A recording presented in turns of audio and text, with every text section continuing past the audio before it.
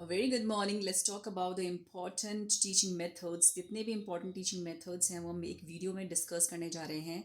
और जितने भी important teaching methods हैं these have been asked previously in so many exams. So let's discuss. First method है teacher centred method. इसमें कौन कौन से मेथड्स आते हैं बहुत बार पूछा जाता है पेपर में कि ये बताइए मेथड जो है ये टीचर सेंटर्ड है कि चाइल्ड सेंटर्ड मेथड्स हैं. तो लेक्चर मेथड सबसे पहले हम पढ़ लेते हैं लेक्चर मेथड के ऊपर. जो जितनी भी हम अभी डिस्कस कर रहे हैं वो है सारे टीचर सेंटर्ड मेथड्स. तो टीचर सेंटर्ड मेथड्स के अंदर सबसे पहला मेथड आता है लेक्चर मेथड. तो लेक्चर मेथड किसने दिया था ये बहुत बार पूछा जाता है बाय प्लेटो. तो लेक्चर मेथड दिया था प्लेटो ने और इसको हम ट्रेडिशनल मेथड भी कहते हैं. और ये लार्ज ग्रुप्स में पढ़ाया जाता है. जो बड़ी बड़ी बड़ी हायर क्लासेस होती हैं बेसिकली उसमें लेक्चर मेथड का हम यूज़ करते हैं.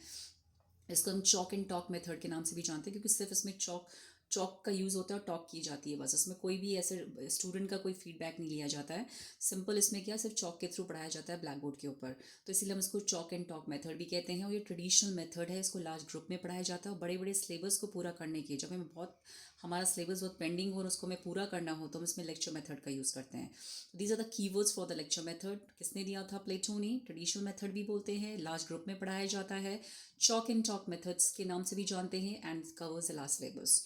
The next one is story telling methods. Story telling methods किसने बोला था? Stories and narrative by teacher. जो स्टोरी टेलिंग मेथड्स है इसमें क्या होता है टीचर स्टोरी बताती है. छोटे बच्चे होते हैं उनको स्टोरी के थ्रू पढ़ाया जाता है. टीचर उनको स्टोरी के थ्रू उनको स्टोरीज और नरेटिव्स बनाए जाते हैं टीचर्स के द्वारा. और स्टोरी के थ्रू वो बच्चे को एजुकेट करती है उनको पढ़ाती है ताकि वो बच्चे इंजॉय कर सके. वो खेल के थ्रू या स्टोरी के थ्रू उनको इंजॉयमेंट मिल सके और वो आसानी से सीख सकें. तो story telling method is one of the teacher centred method.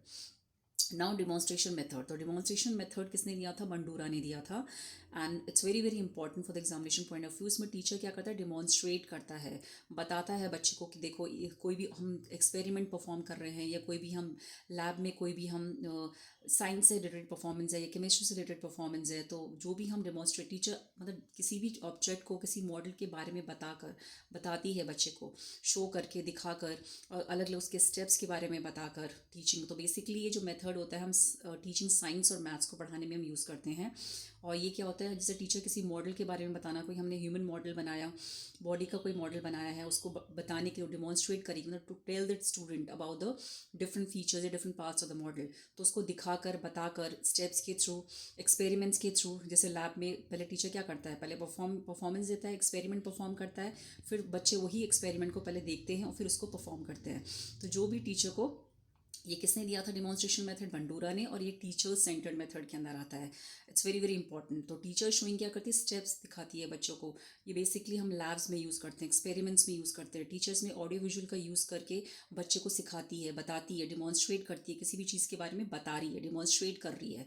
तो बेसिकली हम इसको कौन से सब्जेक्ट में मोस्टली यूज़ करते हैं? Teaching science and maths. This is a quick information about the demonstration method. Now next one is these are the important mostly जो ये क्वेश्चन ये जो टीचर सेंटर्ड मेथड से है ये lecture method, demonstration method, story telling method mostly यही पूछे जाते हैं. Now we talk about the child centred method. Child centred method के अंदर आते हैं हमारा ह्यूरिस्टिक जिसको हम डिस्कवरी मेथड भी कहते हैं. जिसको किसने दिया था? बहुत इंपॉर्टेंट है, बहुत बार पूछा गया है ये किसने दिया था heuristic and discovery method? Armstrong ने दिया था. जिस साइंटिस्ट ने दिया था उनका नाम था आर्मस्ट्रॉन्ग. एक्चुअली इस मेथड में क्या होता है अपने आप बच्चा अपनी थिंकिंग का यूज़ करता है, अपने आप ही सॉल्यूशन में पहुंचता है. वो अपनी ओरिजिनलिटी का यूज़ करता है, अपने आप ही वो क्या करता है किसी सॉल्यूशन में पहुंचता है. मतलब जो अपने आप अपनी सोच का यूज़ करके अपनी क्रिटिकल थिंकिंग का यूज़ करता है. तो ये कीवर्ड्स हो गए इसके क्रिटिकल थिंकिंग, ओरिजिनलिटी मतलब खुद का दिमाग यूज़ कर रहा है, खुद से ही अपने आप को प्रॉब्लम को सॉल्यूशन निकाल रहा है. तो व्हेन ही डेवलप्स अब वो अपनी थिंकिंग को डेवलप कर रहा है, ओरिजिनलिटी का यूज़ कर रहा है, क्रिटिकल थिंकिंग का यूज़ कर रहा है to reach the solution by the own. वो खुद ही सॉल्यूशन के बारे में पहुंच रहा है अपने आप. That is called a child centred method क्योंकि बच्चा खुद अपने दिमाग का यूज़ कर रहा है, खुद ही अपने चिंतन का यूज़ कर रहा है और खुद ही सॉल्यूशन में पहुंच रहा है. तो this is called a heuristic method. तो इसको डिस्कवरी मेथड भी बोलते हैं और ये आर्मस्ट्रॉन्ग ने दिया था.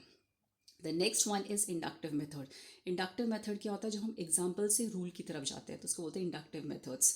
बेसिकली इसको हम बॉटम अप अप्रोच के नाम से भी जानते हैं. ये बहुत बार पूछा जाता है पेपर में कि इंडक्टिव मेथड को हम कौन से अप्रोच में लगते हैं. तो बॉटम अप अप्रोच में इसमें हम कॉन्क्रीट टू एब्स्ट्रैक्ट जा रहे हैं. बेसिकली हम इसमें एक एग्जाम्पल से किस में जा रहे हैं? एक जनरल रूल की तरफ जा रहे हैं. तो इसीलिए इसको कॉन्क्रीट टू एब्स्ट्रैक्ट भी बोला जाता है. और इसमें हम ज़्यादा से ज़्यादा क्रिएटिविटी को दिखा सकते हैं. तो so these are the keywords related to the inductive methods. तो example to rule bottom up approach, concrete to abstract and creativity, these are the keywords for the inductive methods. By किसने दिया था? Aristotle ने दिया था। बहुत important, inductive deductive method by Aristotle. Now deductive method, इसमें हम रूल अपोजिट होता है इंडक्टिव का, इसमें हम रूल टू एग्जाम्पल जाते हैं। ये टॉप डाउन अप्रोच होता है, इसमें हम एब्स्ट्रैक्ट टू कॉन्क्रीट जा रहे हैं, मीन्स हम रूल टू एग्जाम्पल जा रहे हैं। तो इसमें एब्स्ट्रैक्ट रूल से हम किस में जा रहे हैं? कॉन्क्रीट एग्जाम्पल में जा रहे हैं। तो एब्स्ट्रैक्ट टू कॉन्क्रीट, और इसको हम टॉप डाउन अप्रोच कहते हैं। इसमें इसको हम कौन सा अप्रोच कहते हैं? Top down approach. ये भी बहुत बार पूछा जाता है, और ये एब्स्ट्रैक्ट टू कॉन्क्रीट में रखा जाता है। Now the next one is playway method. Playway method Froebel और हेनरी कुक ने दिया था। इसको हम बच्चा जो है वो करके सीखता है, खेल के माध्यम से सीखता है, एक्टिविटी के थ्रू सीखता है। लर्निंग बाय डूइंग, खुद करके सीखता है, खुद ही वो खेलता है, खेल खेल के माध्यम से सीखता है, एक्टिविटी के थ्रू सीखता है। तो ये किसने दिया था? फ्रोवेल एंड हेनरी कुक ने दिया था। The next one is project method. Project method किसने दिया था? किलपैट्रिक ने दिया था। बहुत इंपॉर्टेंट है, इसको हम होल हार्टेड मेथड भी कहते हैं। बच्चे, इसमें बच्चे ग्रुप में काम करते हैं, बच्चे का इसमें सोसाइटी का इसमें बहुत इन्वॉल्वमेंट होता है, सोशल इन्वायरमेंट का। इसमें रियल लाइफ सिचुएशन से बच्चा सीखता है, क्योंकि रियल लाइफ सिचुएशन मतलब जो सोसाइटी में जो सिचुएशंस हैं उनको ग्रुप में, बच्चे एक साथ ग्रुप में सीखते हैं, एक साथ ग्रुप के थ्रू सीखते हैं, सोसाइटी में सीखते हैं। किलपैट्रिक ने दिया था इसको हम होल हार्टेड सोशल इन्वायरमेंट, क्योंकि हमें बच्चे का इन्वॉल्वमेंट होता है, सोसाइटी का इन्वॉल्वमेंट होता है, इसमें बहुत ज़्यादा इन्वायरमेंट से सीखता है, रियल लाइफ सिचुएशन में सीखता है, इसमें सोशल ग्रुप में सीखता है बच्चा, ग्रुप के थ्रू सीखता है बच्चा। तो इसको बोलते हैं project method, also called child centred method. Next one is question answer method, Socrates ने दिया था। और इसमें क्या होता है? बच्चे एक दूसरे से क्वेश्चंस को पूछते हैं।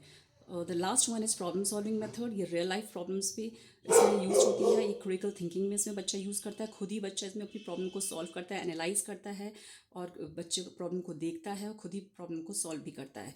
टीचर इसमें क्या, एक गाइड की तरह काम करता है, और ये क्या करता है? स्टूडेंट को, इसमें टीचर स्टूडेंट को फॉस्टर करता है, उनको सिर्फ मदद करता है, एज अ गाइड काम करता है। वो खुद ही बच्चे क्या होता है, रियल लाइफ सिचुएशन को सॉल्व करने में मदद करता है, जो भी प्रॉब्लम रियल लाइफ सिचुएशन उनको सॉल्व करने में मदद करता है, क्रिटिकल थिंकिंग को डेवलप करता है।